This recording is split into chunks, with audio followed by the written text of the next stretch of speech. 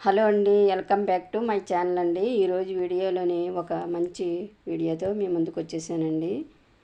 అదేంటంటే శంకు పుష్పం చెట్టు గురించి మీకు వివరంగా చెప్పబోతున్నానండి. ఈ శంకు పుష్పం చెట్టు గురించి మీరు తప్పకుండా తెలుసుకోవాలండి. ప్రతి ఒక్కరింట్లో కూడా ఈ శంకు పుష్పం చెట్టు తప్పకుండా పెంచుకోవాలి.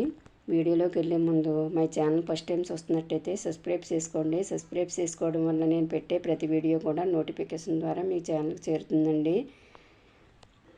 ఒక లైక్ ఇచ్చి నా ఛానల్ సపోర్ట్ చేయండి. వీడియోలోకి వెళ్ళిపోదామండి. ఈ శంకు పుష్పం చెట్టు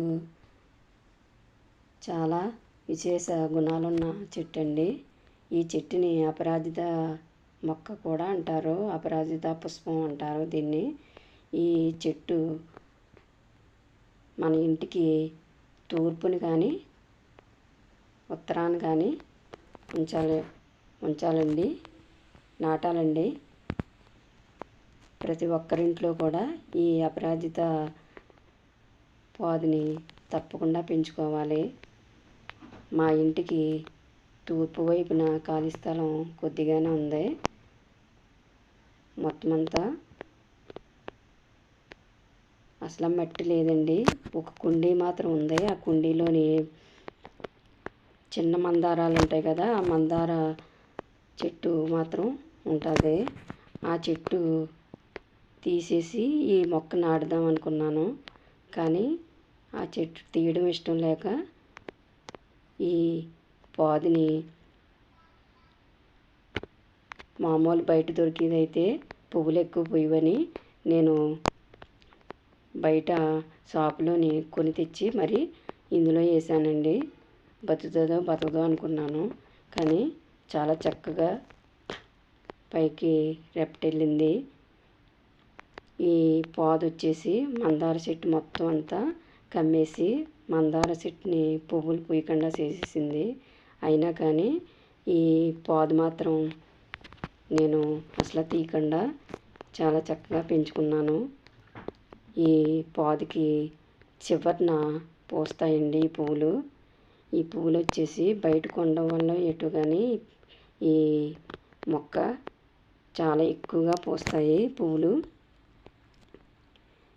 చూసారా, ఈ చివరన పూస్తుందండి మొగ్గ వచ్చేసి. ప్రతి పలవకు కూడా మొగ్గలు వచ్చేస్తాయి.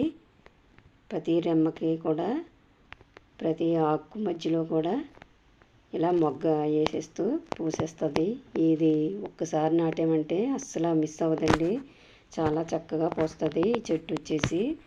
మనకి ఈ చెట్టు తప్పనిసరి ఉండాలండి. ప్రతి దేవతామూర్తికి కూడా ఈ పుష్పాలు సమర్పించుకోవడం వల్ల చాలా మంచిది. అష్టైశ్వర్యాలతో తొలుతూగుతూ ఉంటుంది ఇల్లంతా కూడా. మందార పువ్వులు చూసారా, ఎన్నో పువ్వులు పూసేసేది ఈ చెట్టు వచ్చేసి. కానీ ఈ శంకు పుష్పం చెట్టు వేసిన తర్వాత ఈ మందార పూలు అసలు పూయడం లేదు. ఇలా ప్రతినిత్యం ఇలా కోసుకుని నేను ఈ పువ్వులతోనే పూజ చేసుకుంటాను ఇంట్లో దేవుణ్ణి. శివుడికి కూడా చాలా ఇష్టం అండి. లక్ష్మీదేవికి అయితే చాలా ప్రీతిపాత్రమైన పువ్వులండి ఈ పువ్వులు. ఈ ఆకులైనా కానీ పువ్వులైనా కానీ చాలా ఔషధ గుణాలున్న మొక్క అండి ఇది. ఈ ఔషధ గుణాలు మనకి చాలా విధాలుగా పనిచేస్తాయి. ఉపకాయం ఉన్నవారికి, తర్వాత దగ్గు కఫం పట్టేసిన వారికి, డస్ట్ ఎలర్జీ ఉన్నవారికి, గ్యాస్ట్రిక్ ట్రబుల్ ఉన్నవారికి చాలా బాగా పనిచేస్తుంది. దేవునికి ఇలా సమర్పించుకుంటాను నేను. కొద్దిగా వేడి నీళ్ళు కాసుకుని ఒక గ్లాసు నీళ్ళు, ఆ గ్లాసు నీళ్ళు కొద్దిగా మరగనిచ్చిన తర్వాత 2 శంకు పుష్పాలు ఈ నీటిలో వేసుకోవాలి. ఇలా నీటిలో ఈ 2 పుష్పాలు వేసి చూడండి, మీరే రిజల్ట్స్ చూస్తారు వెంటనే.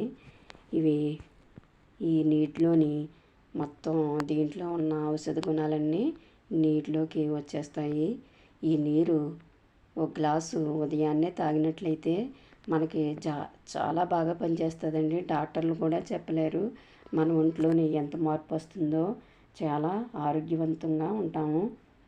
ఈ నీరు కానీ పొద్దుటే తీసుకున్నట్లయితేనే ప్రతి ఆరోగ్య సమస్యకు కూడా చక్కటి పరిష్కారం అండి. ఈ నీరు తాగడం వల్ల ఈ చెట్టు అంత బాగా పనిచేస్తుందండి. తూర్పుని ఉత్తరాన్నే వేసుకోవాలి. ఈ చెట్టు వచ్చేసి కలర్ చూసారా, నీటిలో వేయగానే ఎలా సీడ్ అవుతుందో. ఈ పువ్వులోని గుణాలన్నీ కూడా నీటిలోకి దిగిపోతాయి. ఈ నీరు తాగేయడం వల్ల మనకి గ్యాస్ట్రిక్ ట్రబుల్ వెంటనే తగ్గుతుంది. అలాగా ఒక రోజు 10 రోజులు తీసుకుని చూడండి, మీకే తెలుస్తుంది. ప్రతి రోగానికి కూడా మంచి రిజల్ట్స్ వెంటనే వస్తుందండి ఈ నీరు తాగడం వల్ల. చూసారా, కలర్ మొత్తం షేడ్ అయిపోయింది. ఈ పువ్వులు 2 కూడా కలర్ మారిపోయినాయి. చూసారా, ఈ పువ్వులు తీసేసి ఈ నీరు మనం తీసేసుకుంటే సరిపోతుంది. 2 పువ్వులతో రోజు కూడా మనకి ఎంతో ఆరోగ్య సంపద మనకి ఇస్తుందండి ఈ శంకుపుష్పం చెట్టు. తప్పక కూడా మీ ఇంట్లో కూడా పెంచుకోండి. పెంచుకోకపోతేనే మీకే తెలుస్తుందండి. ఈ చెట్టు వల్ల ఉదయాన్నే ఈ చెట్టు చూడటం వల్ల కూడా కొన్ని రోగాలు తగ్గుతాయి. ఈ గాలి పీల్చడం వల్ల, ఈ చెట్టుకు వచ్చే గాలి పీల్చడం వల్ల మనలో ఉన్న అనారోగ్య సమస్యలన్నీ పోతాయి. రోజుకి 1 గ్లాసు మాత్రమే తీసుకోండి. తప్పక మీరు రిజల్ట్ చూస్తారు. తప్పక వీడియో అందరికీ యూజ్ అయిన వాళ్ళకి షేర్ చేయండి. తప్పక మీకే తెలుస్తుంది. వీడియో కనుక నచ్చితే లైక్ చేయండి, షేర్ చేయండి.